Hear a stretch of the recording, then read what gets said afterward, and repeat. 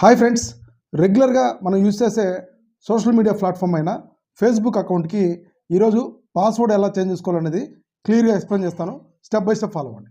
ముందుగా మన ఫోన్లో ఉన్న ఫేస్బుక్ ఓపెన్ చేసిన తర్వాత పైన 3 లైన్స్ మీద ప్రెస్ చేసి ఇక్కడ సెట్టింగ్ అండ్ ప్రైవసీ ఉంటుంది, దాన్ని ట్యాప్ చేయండి.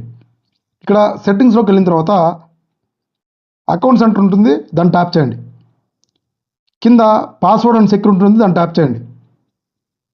ఇక్కడ చేంజ్ పాస్వర్డ్ ఉంటుంది, దాన్ని ట్యాప్ చేయండి. ఇక్కడ మీ అకౌంట్ సెలెక్ట్ చేసుకోండి. పైన కరెంట్ పాస్వర్డ్ అంటే మీ ఓల్డ్ పాస్వర్డ్ ఏదైతే ఉందో అది ఎంటర్ చేయండి. కింద న్యూ పాస్వర్డ్ కొత్తగా క్రియేట్ చేసుకుంది, మళ్ళీ కింద కూడా సేమ్ న్యూ పాస్వర్డ్ ఎంటర్ చేసి ఇక్కడ టిక్ మార్క్ కంపల్సరీ ఉండేటట్లు చూసుకోండి.